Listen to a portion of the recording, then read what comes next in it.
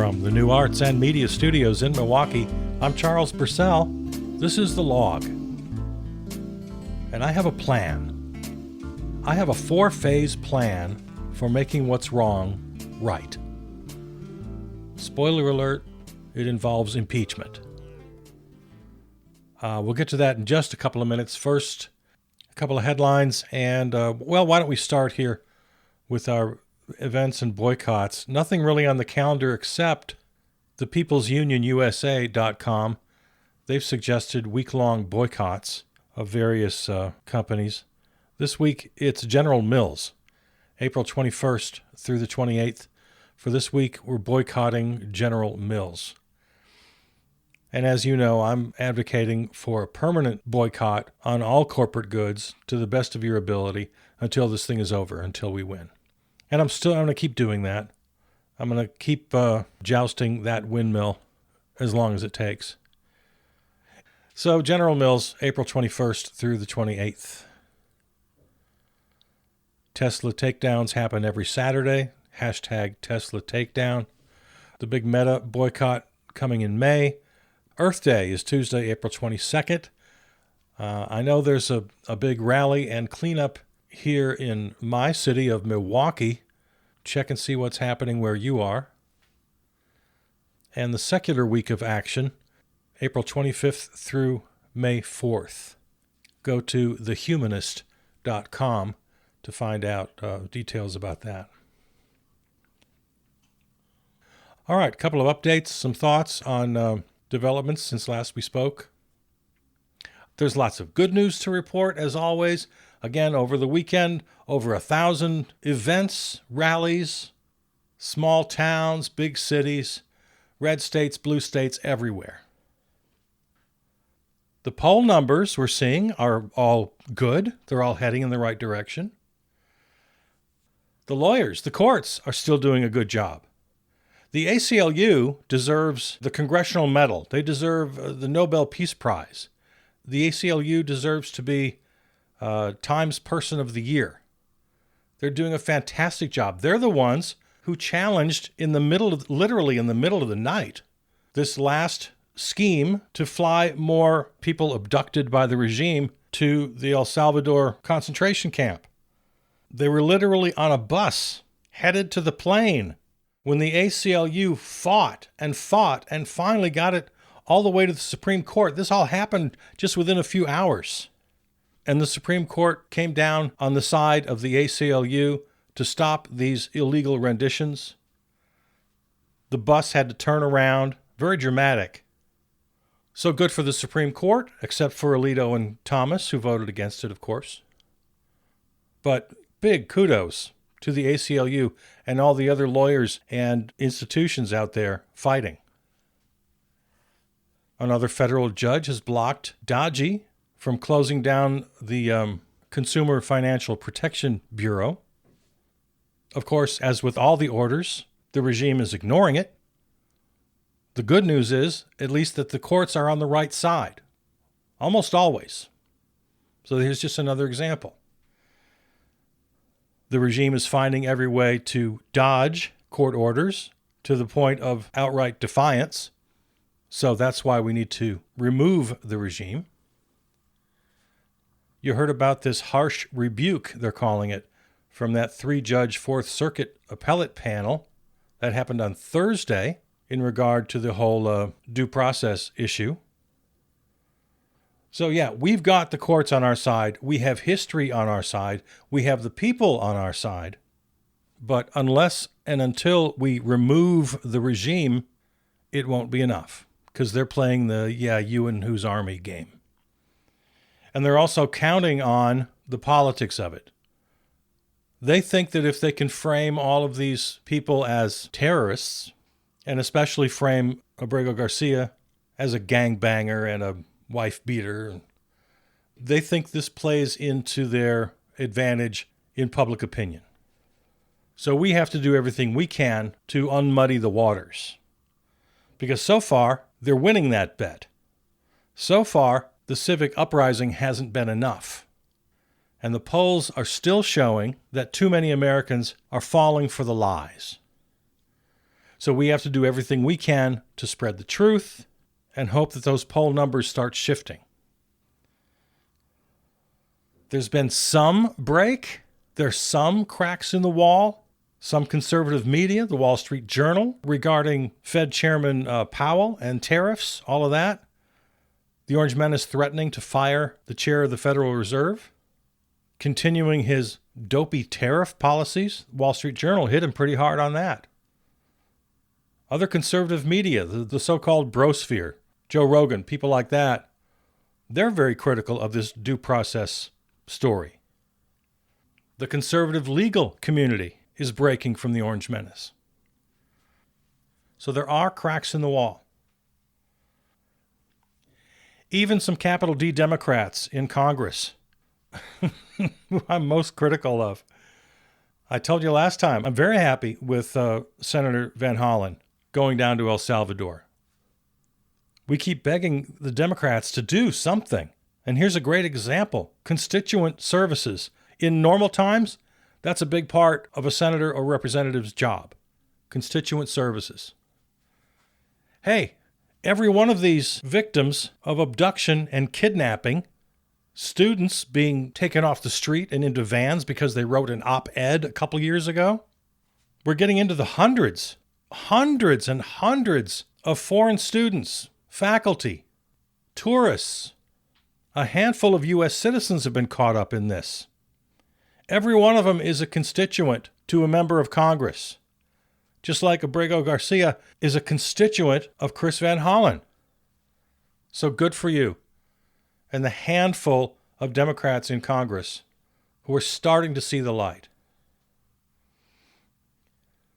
The Harvard story now continues to develop with more threats from the regime, but they're standing firm. So important that universities and the whole academic community stand together.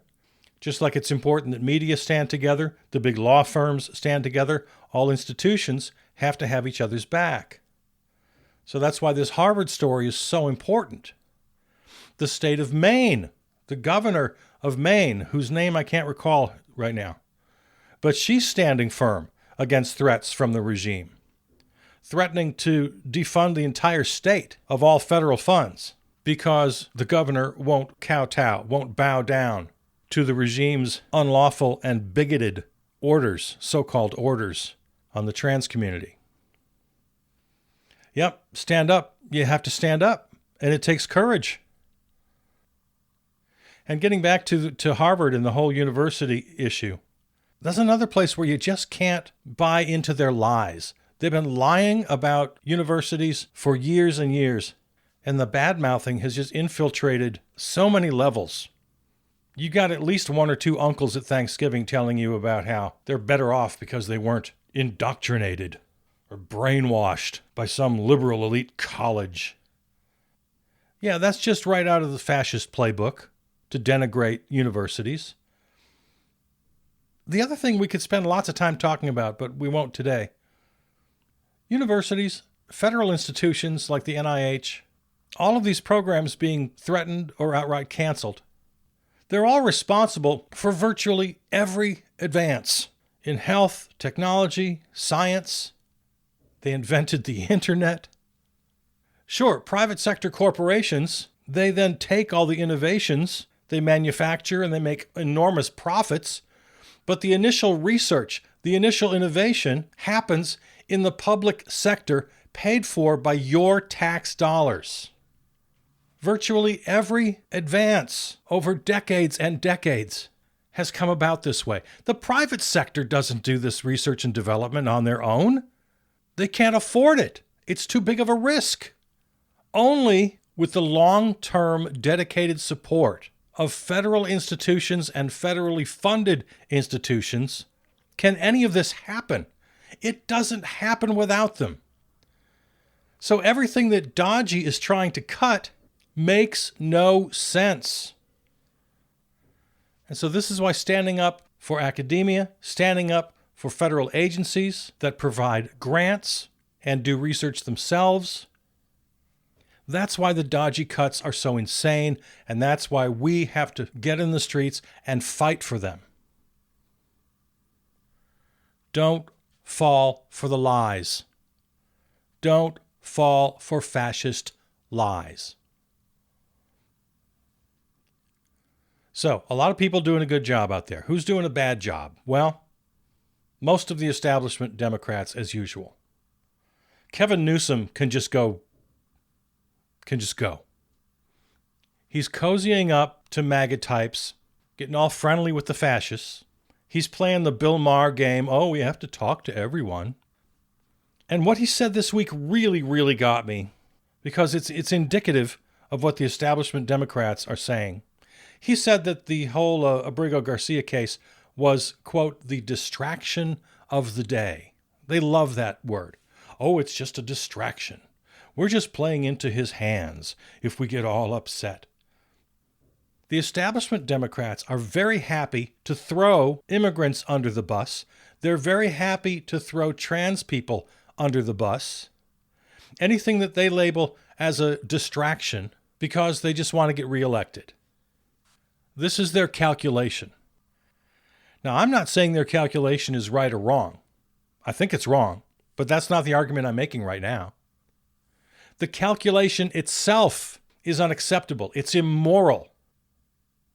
If you can't stand up for a person being denied due process, being bum rushed off the street into a van, and before you know it, in a South American gulag, if you can't stand up for that issue, if you're afraid that's not a political winner, it doesn't poll well, then you are the worst kind of coward. Oh, Governor of Maine, you should just let him have his way on the trans issue. It's distracting from issues that poll better. No, it's craven. It's cowardly. It's wrong. And I fully admit, you might be right politically. I don't care. At this point, I don't care. I don't think you're right. I really don't. But even if you are, as the device I often use, pretend my enemy is right. It still doesn't matter. Pretend they're right about Garcia and that he's a no-good hood. It doesn't matter. He still deserves due process. Let's pretend for a minute that Newsom is right. That it's better politics to go where the polls are in your favor and to ignore the issues where maybe you're not polling so well. Let's pretend he's 100% right about the politics. I don't care. You can't surrender basic moral imperatives. You can't surrender the very foundations on which this nation was built just because you think it'll have short-term gain for you politically. That's the worst kind of politics. It's the worst kind of policy. It's the worst kind of American. It's the worst kind of person. So, Gavin Newsom, California governor, I'm completely done with you and anybody else espousing that politically immoral tactic. Much or most of corporate media, of course, is with him. This is my at least once every episode plea to not let corporate media hypnotize you into this BS. Yeah, corporate media has absolutely taken a side on this regarding the split among the so-called left. And as you and I know well, there really is no left. The farthest left we go is Bernie and AOC. And as I've said many times, on any objective scale, Bernie and AOC are barely left of center. There is no left in America. But Bernie and AOC have been cast by corporate media as the so-called far left, and they have been cast in their fun little corporate narrative as enemies of the establishment Democrats. And there's some truth to that, especially the call to primary Democratic office holders. Bernie and AOC and David Hogg, a member of the DNC, the young member, calling for folks to primary sitting Democrats, also to run as independents. So those are good things that I support. But the corporate media has absolutely taken the corporate Democrats' side. No surprise. And all the while, the regime just continues to dig the American hole deeper and deeper and deeper. The State Department apparently doesn't care about human rights anymore.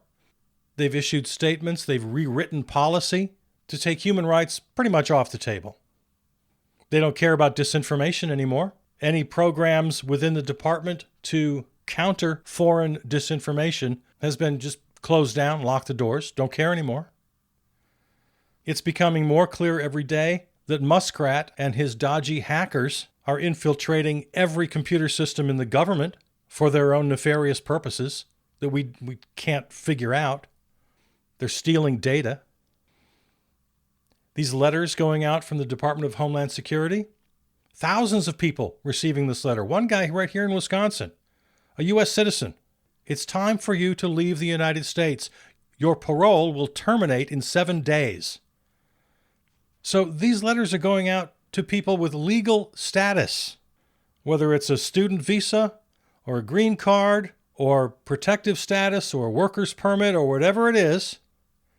Department of Homeland Security has decided that your right to stay in America is now over. We've just decided that unilaterally. And this is to inform you. The letter goes on to say, your parole will end 7 days after the date of this notice. If you do not leave the United States immediately, you may be subject to law enforcement actions that could result in your removal from the country unless you have a legal basis to stay here. Any benefit you receive in the United States related to your parole, such as employment authorization, will also be canceled. You may be subject to criminal proceedings, civil fines, and other legal penalties available to the federal government. DHS urges you to leave the country immediately on your own. Thousands of these letters are going out to people here legally, and in some cases to U.S. citizens. So with all that in mind, here it is, my 4-phase plan to make things right. Phase 1, impeachment. First, you get 4 or 5, half a dozen Republicans in both houses of Congress, in the House and the Senate, to vote with Democrats. Stop laughing. With enough pressure, I think we can get them. But it's going to take way more pressure than we've shown so far. I think we can get some Republicans. Bill Kristol, the conservative, the neocon, he says that there are 4 senators and 4 House members right now who are ready to make the jump. Now, we haven't heard anybody go public on this, but according to Kristol, there's already 4 in the Senate, 4 in the House, ready to make the jump. If we can get a few more, now we've got them caucusing with the Democrats and the independents, and they elect Hakeem Jeffries Speaker. I'm not a fan of Hakeem Jeffries. I don't like him very much. That's not the point right now. He becomes Speaker. Next, step 2 of phase 1, impeach and convict the Orange Menace and J.D. Vance. We're not going to sit around and wait for midterms. This has to happen ASAP. As soon as we get those Republicans, we do it the first day they sign on. Impeach the Orange Menace, impeach J.D. Vance, convict them both, and boot their asses out of Washington, D.C. Okay? Phase 2. Phase 2 is put out the fire. In Phase 2, President Jeffries fires the entire cabinet. All executive orders are rescinded. And then a bold and rapid legislative agenda, which we need to start writing up right now. We got to prep for this. D.C. people, get to work on this. A bold and rapid legislative agenda to reverse all Orange Menace policies. Now, everything he's done has been through executive order. They haven't passed diddly squat in Congress. So this new legislative agenda will be to codify the reversals of Orange Menace executive orders. So Jeffries can rescind the orders. Congress can codify. So what does that mean? Restore all funding that's been cut. Restore all agencies and programs. Restore independence to the agencies that are supposed to be independent, like the Fed, like the FCC, like the FEC, like the Department of Justice. And of course, all federal personnel who want to go back to their jobs, come back to their jobs with full back pay. Now phase 3, what I call the sane majority. So the next thing the government has to do, they have to demagify. Just like after World War II, we had to denazify. So that means government reform to protect against future abuse. This is just exactly what we did after Watergate. There was a lot of post-Watergate legislation to put in guardrails, protections for the abuse that the Nixon administration engaged in. So that's phase 3. Congress passed legislation, election reform, government reform, to make what just happened impossible in the future. And then the fourth and final phase of my plan, phase 4, win the peace. You've heard that expression, right? After you win the war, you have to win the peace. You have to be ready with a plan to build on the rubble of what was destroyed, to build back better, an expression I hated when Biden came up with it. But now it's just so perfectly apropos. We have to build back a better nation. So phase 4, win the peace. And that's a positive agenda. Not just protecting us from bad guys, not just putting out the fire. No, this is a positive agenda. And the main thing it has to do, it has to decentralize money. Now, you know me, I want to abolish money. I'm not asking for that right now. Even I can be a realist. But at the essence of this entire body of legislation has to be the notion that money is no longer at the center of every decision we make, of everything we do. So that means universal health care, which a supermajority of Americans already agree with, according to the polls. It means tax the rich, which 80-90% of Americans already agree with. These are the poll issues that you and I talk about all the time. So this is the win the peace phase. We put an end to all of these fake culture wars, and the so-called culture wars are all totally fake. They're literally invented by right-wing operatives. They sit together in little rooms and they dream up problems. They dream up enemies. It used to be people who were politically correct. It used to be welfare queens. It used to be communists. It used to be whatever. I hold in my hand a list of communists. I hold in my hand a list of terrorists. I hold in my hand a list of cultural Marxists. It's all fake. It's all pretend. I hold in my hand a list of trans athletes. So for once and for all, we put an end to all the fake culture wars. And we propose an agenda on the major issues that Americans already agree with. You and I talk about them all the time.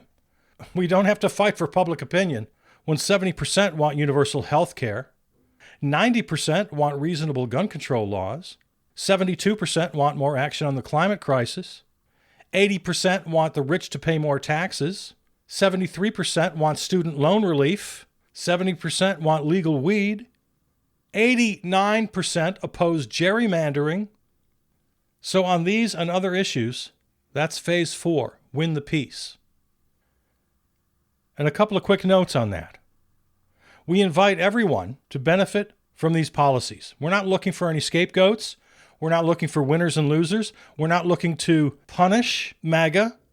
Retribution has nothing to do with any of this. We're inviting everyone to come along and enjoy the benefits of these policies. That is very different than this wrong-headed idea of the corporate Democrats and Gavin Newsom and all the rest who want to somehow compromise, go to the center. No, not at all the same. Inviting everyone in is not the same as some ridiculous idea of compromising with fascists. No. Also, corporate media is obsessed with the Democrats finding a leader. They're totally dismissing Bernie. They're dismissing AOC. And most importantly, they're dismissing the populist left. Again, this is not a move to the center. This is a move to populism, which is already an 80-20 issue, at least, in the vernacular they like to use these days. Oh, that's a 90-10 issue. That's an 80-20 issue, meaning 80% or 90% are in favor of something. Well, populism, I contend, has got to be at least an 80-20 issue among the people. Not among the corporate Democrats, not among corporate media, not among corporate America. What's the common word there, folks? Yeah, because it's the opposite of populist. So in phase 4, when we win the peace, this is populism, already an 80-20 issue. And the time for this 4-phase project is right damn now. We start preparing the legislation, preparing the policies, make them public, just like Project 2025. Put it out there. And then one final note. In my plan, Hakeem Jeffries becomes president only because he's already in the position to be Speaker of the House. So they impeach the president, impeach the vice president. Next in line of succession is the Speaker of the House. So that's the only reason Hakeem Jeffries is there. When it comes to who makes all this work, I've told you 100 times, I don't want a strong executive. I think the country is weak when the president is strong. The strength has to come from the Article 1 branch, Congress, and from the people themselves. As for the midterms, I agree with David Hogg, I agree with Bernie, I agree with AOC. Primary Democrats run as independents. As for 28, I don't care. I would hope that a left-of-center populist would sit in the Oval Office, but whoever sits in the Oval Office, I want them with a fraction of the power that the current president has. So there it is. There's my 4-phase plan. We get enough Republicans to bolt, caucus with the Dems, impeach the Orange Menace and J.D. Vance. Then in phase 2, we put out the fire by rescinding all executive orders, restoring funding agencies, programs, and personnel. Phase 3, the sane majority demagifies the government and implements post-Watergate-style reforms. And then phase 4, we win the peace with issues already favored by the vast majority of Americans. That's my plan. If we had the Republicans we need, we could start this tomorrow. So let's keep the pressure on. Let's keep hitting the streets. For the love of God, let's start instituting boycotts and strikes. Somebody, please, somebody with a bigger voice than mine, please take the baton on this one. Keep the pressure up. Get those Republicans. We can start this tomorrow. Okay, we'll talk more about this in upcoming episodes. This is The Log. I'm Charles Purcell. Thanks a lot for listening. Talk to you on Thursday.